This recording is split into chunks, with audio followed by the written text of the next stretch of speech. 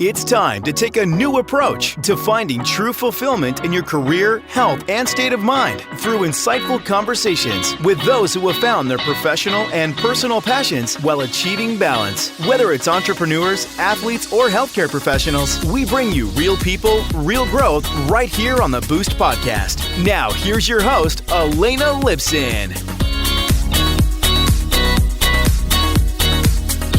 Hey Boost Squad, and welcome to episode 13. Elena Lipson here, and I am pumped to introduce today's featured guest, Gracy Obuchowicz. Gracy, are you ready to join the Boost Squad? Yes, I am. Great. We're so glad to have you here.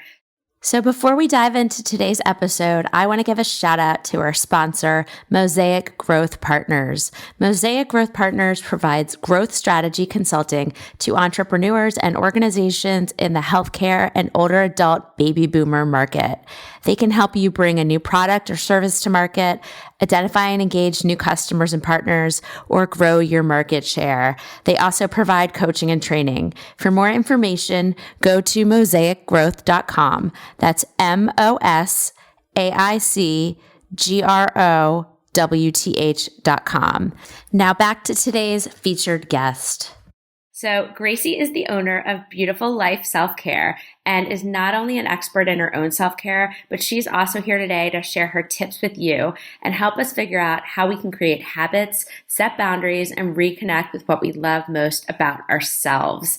She's a bit of a Renaissance woman. So for more than 7 years, she's offered coaching programs, workshop facilitation, and retreats designed for overwhelmed professional women. She also has her own podcast called Selfcare with Gracy and a lot of other great free content that you can find on the Boost Podcast website or on her website. And she's also a yoga teacher. She's trained in Thai massage, and she is a professional photographer. So super excited to have you here, Gracy. Let's just dive right in and hear from you.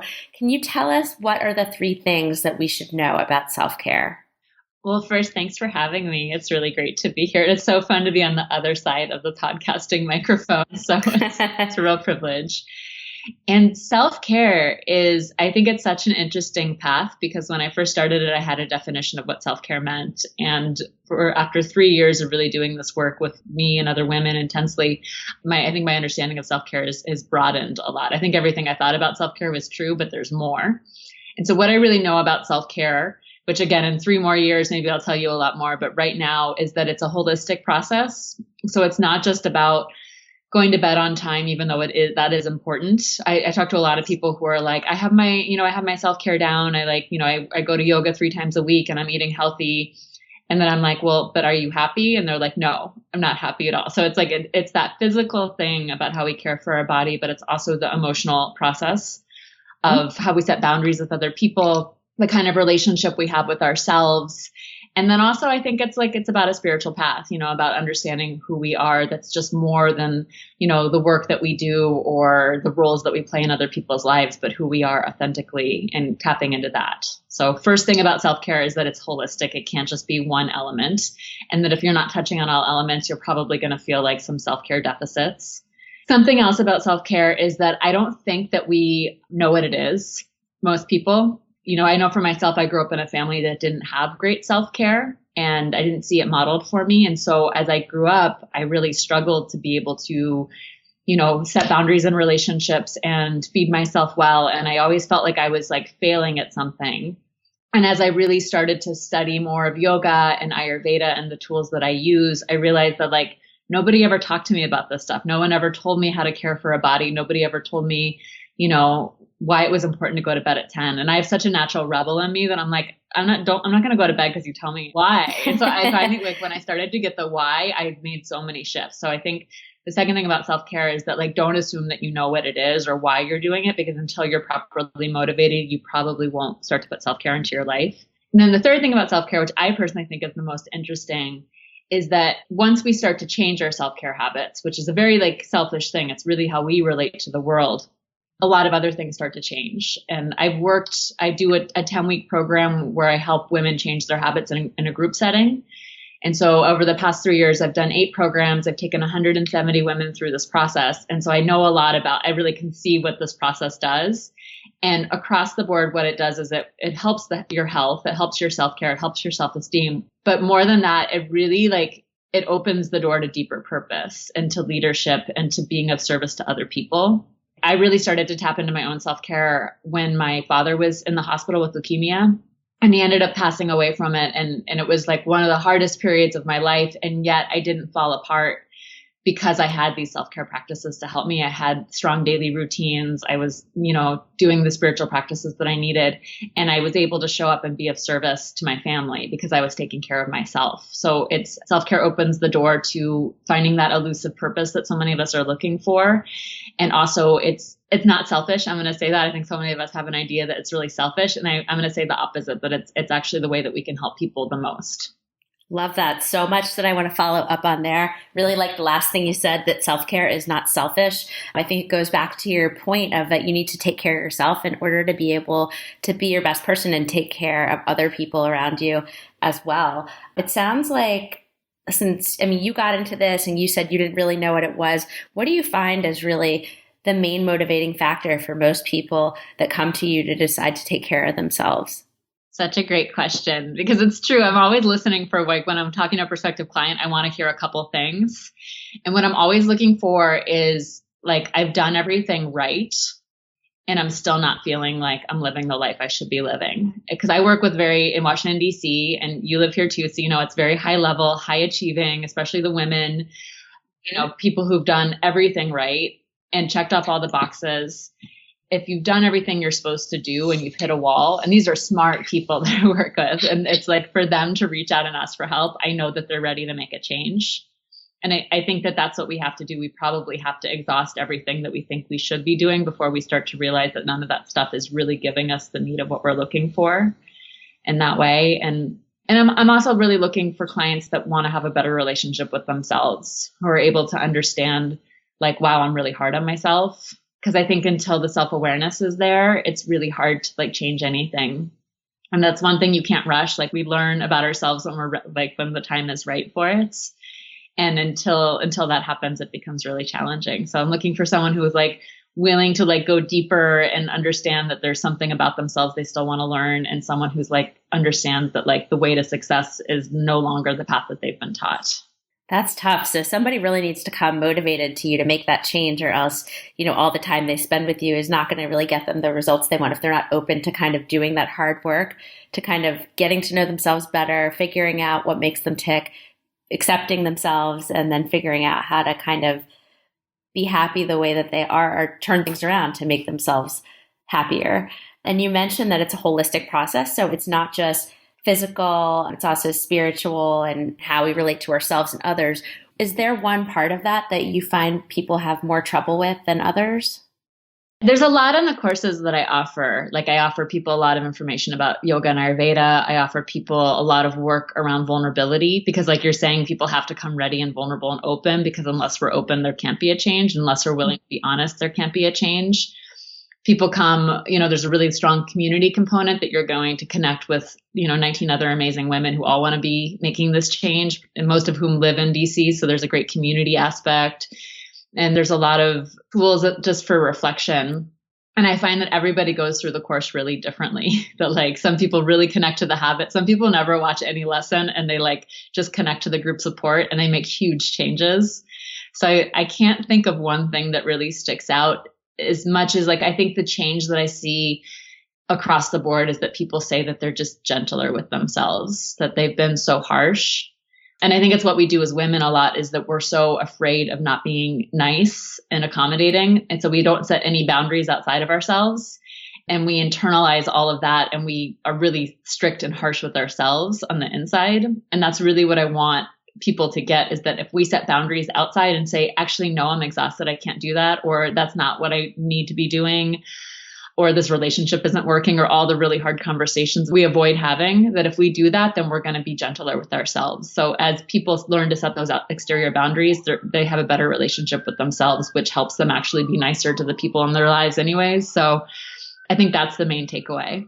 That is so true. And, I learned that just going through, my first year as owning my own business. And, you don't want to disappoint people. You don't want to disappoint your friends and family because you're working all the time. And I realized even with my friends, family, clients, I had to set those boundaries and be kind to myself because I was feeling kind of like I was failing in all areas because I was trying to do too many things. And then, I had the same conversation where someone said the same thing to me that you did. You need to just be kind to yourself and set these boundaries. And once I started looking at things differently, particularly with my clients, to say, no, I can't do that, but I can do this, or just saying no to things that didn't feel right. Suddenly everything felt a lot more manageable and I found myself a lot happier. So, what you're saying is 100% true. It worked for me personally, and I hadn't even talked to you before today. So I think it's a really universal truth. Another thing I wanted to ask you, so I know you work primarily with women. What are some of the major differences you found between women and men as it relates to self-care? So interesting, because I'm helping a male coach right now to develop a male self-care program, because I've had so mmany men be like, hey, I love your newsletter. I listen to your podcast and I feel so alienated because you don't have anything for me. And so I'm like, all right, but I don't personally, I understand the feminine journey really well because I've been on it, and the masculine journey I'm a little wary of. So I brought on a man, Mark, who's done a lot of work on himself, really has like a great spiritual practice, does awesome self-care. He's a father. And we're really breaking it down right now. I'm helping him develop this program. And I think women, what we need is the space to figure things out. It's like women know what to do. We have a strong intuition. And I'm generalizing here, but just kind of roll with me that Yeah. We know what's right. We know what's wrong. But what we don't give ourselves is like the time and the space to figure things out, that we crowd ourselves with like too many social activities, too much food, too much Netflix. We're like overstimulated all the time. And if we have a space that we carve out for ourselves, we can figure a whole lot of stuff out. Men, I think they just really need to be told what to do. I think they want tangible tools, like just give me a plan and I'll do it. But I find with women, I'm like, if I were to like go on there and be like to the women I worked with, like, this is what you have to do, like they would all rebel against me. That is so interesting. Guys, I would love to hear your thoughts on that. You're going to have to leave some comments in terms of some of those gender differences there. I'd really like to get some feedback on that. Well, Gracie, that is great. I learned so much, about what comprises your business just from that information and the 3 things that really make up self-care. But can you tell us a little bit about your own business and how you grew it? Because I'm sure there's a lot of people out there that are in the personal development space and they're trying to make a career out of it and figure out how to grow a business in that space. And you've done that really successfully now for close to 10 years. So I'd love if you could give our listeners 3 tactics for how you've done that. Great. Yes, of course. Because I think having a business, if you authentically work a business practice, especially as an entrepreneur, especially as somebody who wants to help other people, you will work a spiritual path because it brings everything up along the way. So first is that you have to be aligned in what you're doing. So that means that like your interests have to be there. Like you're not doing something because you think it's going to be a great idea. You're not doing something because you think it'll make a lot of money. You're not doing something because you think it's what somebody else wants. You're doing it because it's like what you feel like it's yours to teach. I found my first Ayurveda book when I was 12 and I like stole it from the vacation home that I was at with my parents because I was so fascinated. So it's like whatever I'm teaching here feels like it's so in my nature, and we have to find that. But what I notice with people who are really tapping into their own nature and your own pain and where you've suffered, and if you can be authentic in that, you will attract a lot of other people that need to go on that same journey. So it's no mistake that I've struggled with self-care so much in my life and watched my parents struggle with self-care. And at the end of it, I'm helping other people go through that process because that's where the healing really takes place. I think when you can help other people and feel like you're of service in that way. So I think really take some time to listen to yourself and what brings you energy and start to do that. Second is you have to be vulnerable. Like it's something about leadership that I don't think we're always taught, that like a leader has to be perfect and you have to always be in control and do it right. And if that were true, I would so not have a business. Like I'd send out so many things with typos. I actually had someone volunteer to start copy editing my newsletter for me for free because she thought it was just hard to read the typos. And this was after I was like running a 6-figure business for 2 years, So it's like people will forgive so much and will actually want to help you with it along the way if you are willing to tell the truth and be vulnerable about your experience. So if I were to come into this and be like, yep, I figured out self-care, long time ago, and I'll help you do that too, I don't think anyone would trust me. But it's like, I struggle with this stuff every week of like something that comes up and having to set that boundary or disappoint that person or wanting to stay up late and watch Netflix. It's all there. And so it's like, if I'm willing to just be honest and share where I'm coming from, it sets the stage for my people to trust me, want to work with me. And then also once people come into my programs, there's the modeling that it's like, okay, I can be vulnerable too. It's okay to tell the truth. And again, you're not going to see change in your clients unless you're willing to like give them the space to be vulnerable. And I think the only way to do it is to model it. So vulnerability is really important. And then the third is that like, you never get it done. Like it's, you know, I've been like, when you said it for 10 years, I'm like, shoot, I have been doing this for 10 years, doing my own thing. And, you know, some years teaching yoga is like not the most prosperous thing. So it's like, I was successful in spirit, maybe not so much in my bank account, but I just kept going and I kept looking for what felt fun and exciting and what helped me feel creative and what felt like it was being of service and like responding to like my clients and my students. And now I look ahead, I'm like just about to finish my book. I'm just about to like embark on a whole new branch of my business of helping other people start coaching programs. And I'm like, I feel like I'm back at square one. So it's like, don't look at anyone else and idealize where they're at and be like, I could never get there. Cause you can just hop on that treadmill and you'll be right there. And then you'll just have more and more and more. But if you can like build a business that has self-care built into it, so time to rest, time to, you know, travel when you need to travel, take the workshops that give you inspiration, do the marketing that really like is fun for you, then it's just a way of life. And like, I believe in like work-life integration, that like we should like always feel like we're working and playing at the same time. And that's definitely like how I feel with my business. I love that. I mean, a lot of that is kind of what people think of when they think of being like a lifestyle entrepreneur. And sometimes that has a bad connotation of someone that like doesn't want to work that hard and wants to have a great life. And that's not what it is at all. It's someone that really incorporates, if they're doing it correctly, some self-care into it so that what they're doing is just like what you said, it's aligned to what they really want to be doing. They didn't pick something because they're just hoping to make money and they think this is like a fast ticket to get rich and they don't have to work that hard. It's because there's an authenticity about what they're doing and they actually enjoy it. So they're able to have the life that they want to have. And I really like what you said about being vulnerable and specifically the example you gave about having the typos in there. Because, you know, I've sent things out with typos in them and then I beat myself up about it. And truthfully, if you're going to lose clients because, you know, you have typos in your work, unless you're an editor, you know, that's kind of unfortunate. And so I think that you're right. Like people are willing to forgive more than we realize. And usually it's us being harder on ourselves than other people are on us. And it is really important to be vulnerable and not, you know, put on some facade that you're perfect at what you do and you've got it all figured out. I think part of it, whether you're in self-care or you're offering consultative services on something else, is to share your own mistakes and failures and your own journey along the way. So you can be both relatable, but also so you can teach what you've learned from those experiences as well. Another thing that you've mentioned a couple times is that you weren't raised in a way where you were really taught a lot about self-care. So I'm curious as to sort of how you stumbled upon it and found yourself in this journey. Yeah. So with my family, there was addiction, there was, I think, undiagnosed depression that was going on. There was just patterning around numbing versus actual self-care. And so that's what I like interpreted as like, okay, when something hard comes up, you have like a glass of wine or you eat a brownie or you like zone out in some way. And so I think that's just what I learned was like, I have to like zone out. And it was when I was studying abroad in college, I was in Scotland and I just had this like couple months of backpacking by myself. And I never really spent a lot of time by myself. And at first I didn't like it. I was really uncomfortable. But then I realized I could like write in my journal. I realized every city I went to, I met cool people. And I like just kind of got into relationship with myself. And by the time I had gotten to this study abroad, beautiful city living in Edinburgh, I was like so inspired. There was a yoga class at the student union. And like, I just would go every week and I would go see cool art museums. And I was like really living my life for myself. And I just like lost a bunch of weight and I just felt like creative and inspired. And I like came back to school at my last semester and it all fell apart where I started going to happy hour with my friends and drinking too much and overstressing with everything.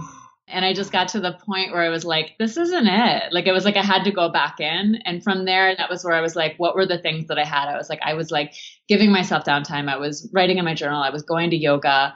And so I've always just tried to build those things in. And I always like go for adventure. I did the Peace Corps and that was like trying to keep self-care. 2 years living in the Peruvian mountains was really challenging. And starting a business is challenging. So there's so many levels of it. But I think that experience is what really started to teach me that like there was a lot to be said for like just taking time for myself. Yeah, I agree with that. I mean, some of my friends make fun of me, but I spend a lot of time by myself just so I can kind of like decompress and make sure that I'm resting enough, that I'm taking time to like have that space to really think and be intentional about things. And so, even if you feel like you're a person that's go, go, go, and you didn't grow up in a household where there was a lot of attention and care spent around taking care of yourself, it's really never too late to start going down that journey, whether you do it on your own or you work with somebody like Gracie. But, like you, I felt very alive too when I kind of started going through that journey and really taking care of myself. And it's just an amazing thing. And so, I hope that everyone has a chance to go through that at some point and really get to know themselves better and really be able to take their best piece of themselves and share it with other people.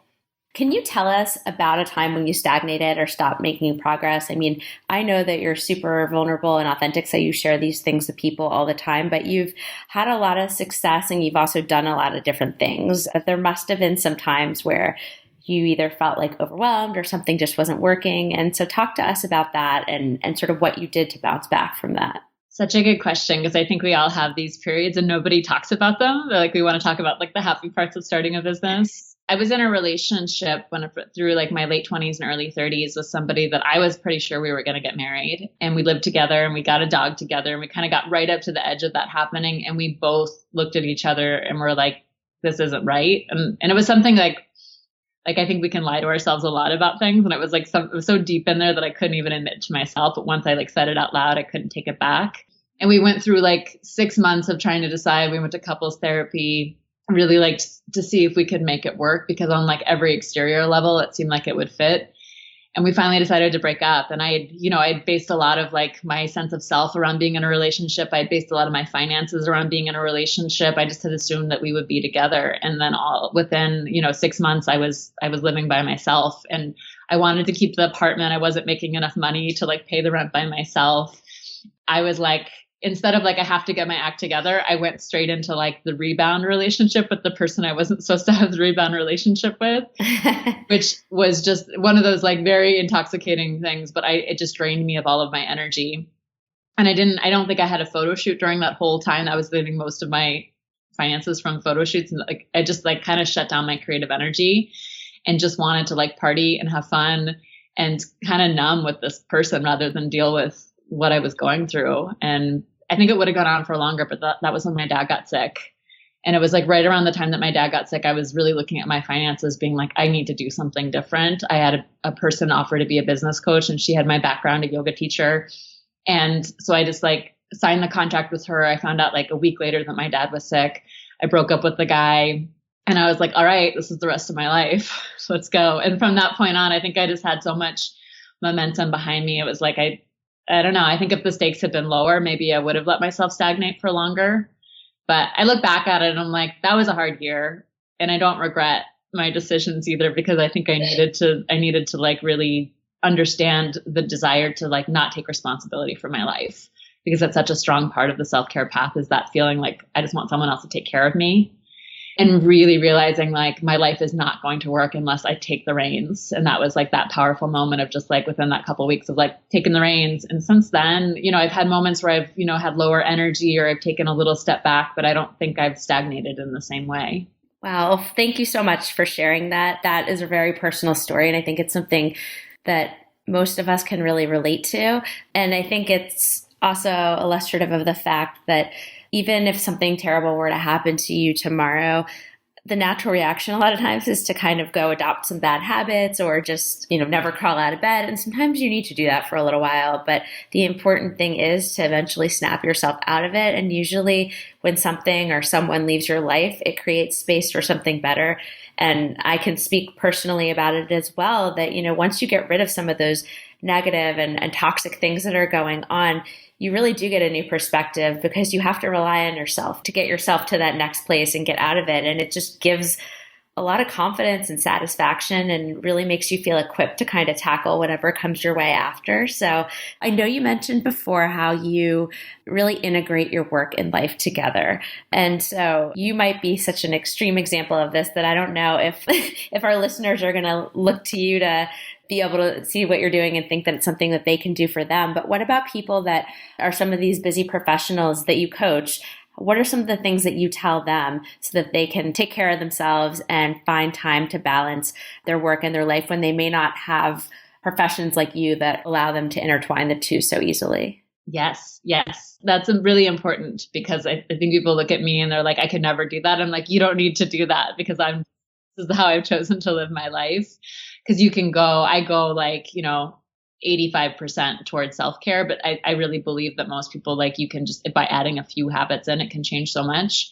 But really, my clients have informed me the most. I think I was like, here are these tools. And they were like, great, I will take all these tools and make all these changes. And it blows my mind what they can do. I have one client and she's a very high level government appointee and manages a big agency. And I'm just in awe of what she does. And she has 2 children and a husband and runs a house. And she said that her goals for working in the program was that she wanted to become more personable at work and more professional at home.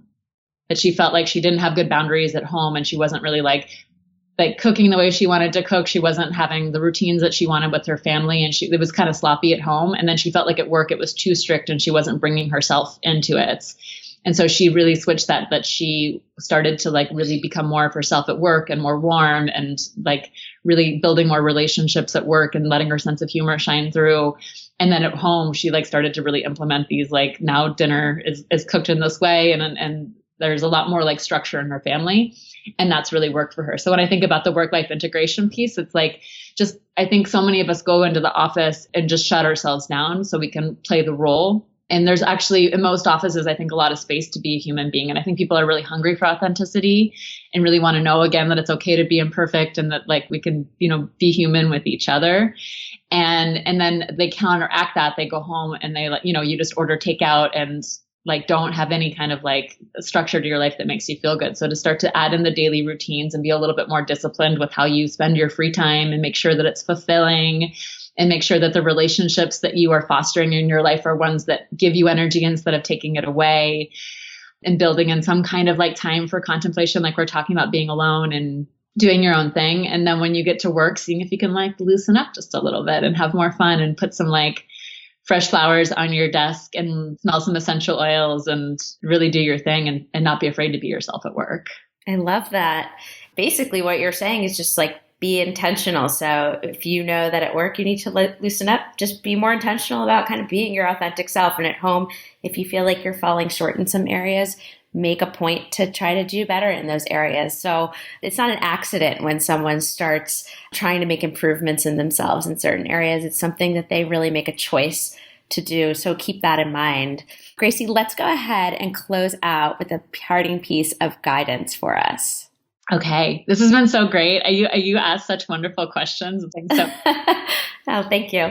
What's the last tidbit? This is just something that I think is the first thing I like to teach. So I'll close with it here, that there's just such a huge difference between self-improvement and self-care. I'd been on a self-improvement kick for a while, even when I was a yoga teacher, and really thinking that there was something I had to fix about myself. There was something inherently wrong, that if I could just figure out what that was. And that's what self-improvement felt like for me. This treadmill I was on, and I never seemed to get where I wanted to go. And when I consciously embraced self-care, that went away. And all of a sudden I started to like the person that I was. And that's when we tell ourselves we have to change, we still create this idea there's something wrong. But when we care for ourselves as we are, then we realize that we're actually pretty awesome. And that yes, we're imperfect. Yes, we have flaws. Yes, we can always do more in certain ways. And that's the joy of life, is just feeling like we can grow and become more. But that with self-care, I've never seen a client come out of a program saying that they felt like they needed to fix something. And most of them say that they got rid of that idea that there was something wrong with them. So there's nothing wrong with you. And if you do feel that way, then instead of trying to buy the next book to fix yourself, just take a bath. I love that. Take a bath. a wonderful set of pajamas and go to bed early and wake up in the morning and have a nice cup of tea and sit outside for a little while and read a book that you love and then see how you feel. Because my guess is you'll probably won't feel like you need to fix so much at that point. That's true. I mean, it's kind of like sometimes you just need to sleep on it and take some time to calm down and regroup, and then things don't seem as dire and as bad as they may have in the heat of the moment. So, we're imperfect, but we're awesome. And trying to be your best self does not mean that something is wrong with you. It just means you want to unleash your best assets and meet all the potential that you have to share with everyone else. So I hope today's episode inspires you to think more about how you can find your passion and live your best life. For more information, including links to resources that Gracie and I chatted about today and how best to get in touch with her, head on over to our website, theboostpodcast.com, and check out our show notes from this episode and catch the Boost bonus. Gracie, I want to thank you for sharing your journey with us today. And remember, anything is possible for you. Now that you've completed this episode, the next step is to join the Boost Squad for strategic insights, tips, and tricks, as well as exclusive resources designed specifically to accelerate your personal and professional growth. All this and more is waiting for you at theboostpodcast.com.